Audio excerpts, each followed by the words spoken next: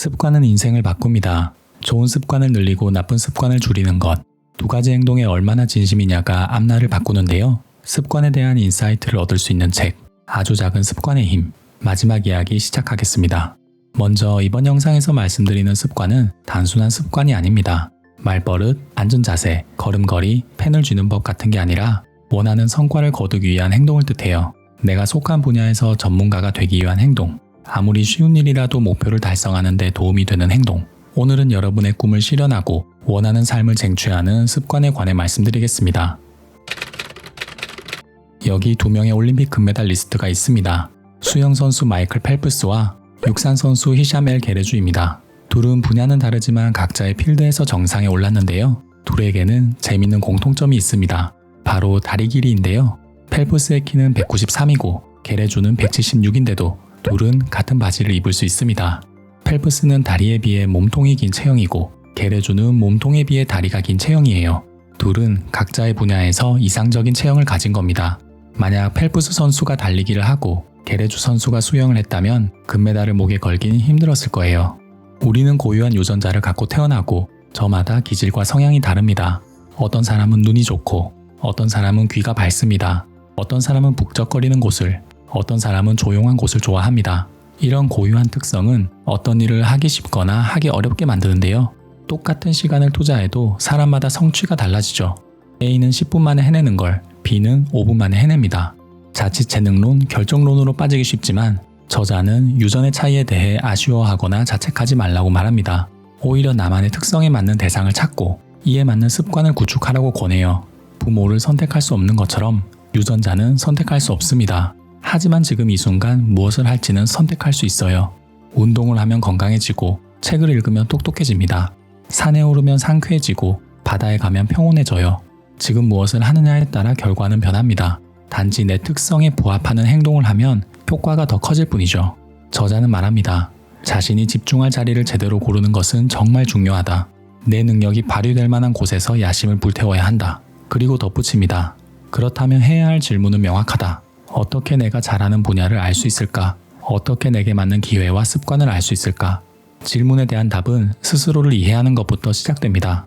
내가 무엇을 좋아하고 무엇을 잘하는지 알아야 해요. 나를 명확히 알아야 무엇에 전념할지도 알 수 있으니까요. 좋아하는 게 뭔지 모르겠다면 뭘 좋아하는지 알기 위해 다양한 시도를 해보세요. 이것도 해보고 저것도 해보면서 스스로를 파악하세요. 단 적성을 찾기 전까지는 쉬운 행동으로 간만 보세요. 그렇게 이것저것 해본 뒤 힘들 때도 버틸만 하고 앞으로 계속 할 수 있겠다는 생각이 들면 그게 여러분이 습관을 만들어야 할 대상인 것입니다. 저자는 말합니다. 어떤 습관이든 당신이 즐겁고 만족스러운 형태가 있다. 그것을 찾아라. 그 습관을 계속 유지하려면 즐거워야 한다. 이것이 핵심 개념이다. 습관은 반복입니다. 꾸준히 실행하지 않으면 나아질 수 없습니다. 얼마나 자주 실행하느냐가 관건이죠. 그런데 우리의 마음은 그렇지 않잖아요. 어느 정도 익숙해지면 그만두고, 재미가 없으면 그만두고, 더 흥미로운 대상을 발견하면 그만둡니다. 그럼 대체 어떻게 해야 반복할 수 있을까요? 저자는 골디락스 법칙을 솔루션으로 제시합니다. 골디락스 법칙은 단순합니다. 관리 가능한 수준만큼 어려울 때 동기가 최대가 된다는 법칙인데요. 너무 쉬워도 너무 어렵지도 않은 적정선을 찾아야 한다는 거죠. 골디락스의 법칙은 게임에서 쉽게 볼 수 있습니다. 게임사는 유저의 실력을 실시간으로 매기고 비슷한 실력을 가진 유저끼리 맞붙게 만들죠. 게임사의 목적은 유저들이 반복해서 게임을 하게 만드는 것이고 이를 위해 골디락스 법칙을 이용하는 겁니다. 그럼 너무 쉽지도 않고 너무 어렵지도 않은 적정선은 어떻게 찾아야 할까요? 게임처럼 시스템이 난이도를 조정하는 것도 아니고요. 스스로 적정선을 찾아야 하는데 그게 만만치 않습니다. 저는 이 방법을 추천드릴게요. 손쉬운 행동부터 차츰차츰 난이도를 높이는 거예요.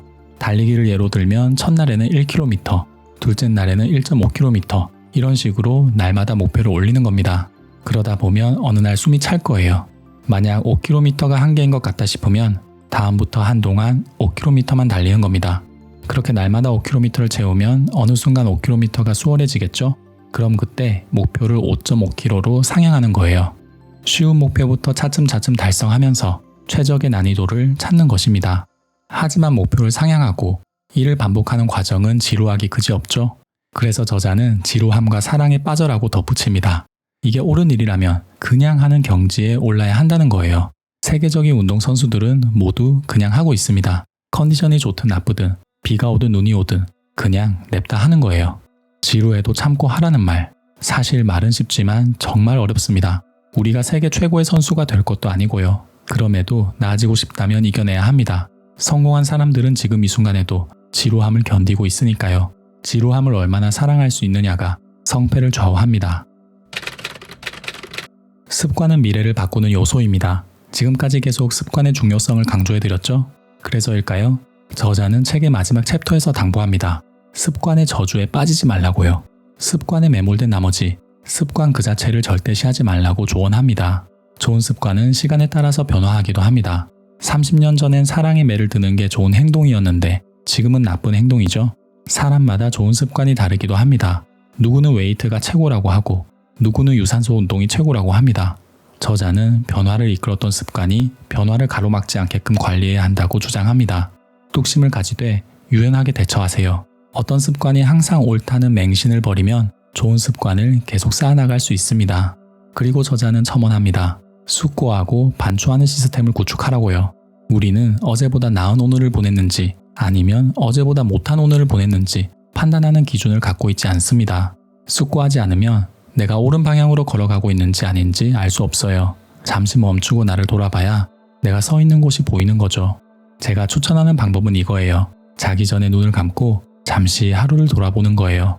오늘 하루 어떤 일이 있었는지, 어떤 점이 좋았고 어떤 점은 아쉬웠는지, 다음에 똑같은 상황이 온다면 어떻게 행동할 것인지 잠시 돌이켜보고 자는 거예요. 바둑기사가 대국을 복귀하는 이유는 같은 실수를 저지르지 않고 다음에 더 좋은 수를 두기 위해서예요. 우리의 삶도 같습니다. 하루를 복귀하고 더 좋은 하루를 만드는 수를 찾는 것. 좋은 습관은 사색과 반추에서 비롯됩니다. 정리하겠습니다. 저자는 책을 매듭 지으며 스스로를 돌아보라고 주문합니다. 내가 좋아하는 것, 잘하는 것을 찾아서 특성에 맞는 습관을 만들라고 주장했습니다. 골디락스 법칙을 활용하여 너무 쉽지도 않고 너무 어렵지도 않은 지점을 찾고 행동을 갈고 닦아 난이도를 점점 올리라고도 말했습니다. 끝으로 거울에 비치는 자신을 보듯 적당한 거리에서 나를 바라보며 반추하고 복귀하라고 권했습니다. 6편에 걸친 아주 작은 습관의 힘 시리즈, 저자의 훌륭한 문장에 제 생각을 덧붙여서 영상을 제작했는데요. 어떠셨나요? 저는 이렇게 생각합니다. 10분 남짓한 영상으로 얼마나 여러분에게 영감을 드렸는지 모르겠지만 영상을 보면서 고개를 끄덕이셨다면 그걸로 충분하다고요. 그리고 뭔가 바꾸겠다고 행동하셨다면 더할 나위가 없겠다고요. 저자는 말합니다. 동전 한 잎이 어떤 사람을 부자로 만들어줄 수 있을까? 당신이 어떤 사람에게 동전 10잎을 준다고 해도 당신은 그 사람이 부자라고 말하지는 않을 것이다. 하지만 당신이 한 번 더 준다면, 또 한 번 준다면 어떨까? 어느 순간 당신은 동전 한 잎으로 부자가 된다는 걸 받아들여야만 할 것이다. 아주 작은 습관에도 똑같이 질문할 수 있다. 사소한 변화가 우리의 삶을 변화시킬 수 있을까? 당신은 그렇지 않다고 말할 것이다. 하지만 한 번 더 변화가 일어난다면, 또 한 번 일어난다면 어느 시점이 되면 우리 삶이 작은 변화 하나로 바뀌었다는 걸 받아들일 것이다. 지금까지 경청해 주셔서 감사합니다. 어나우 꿈이었습니다.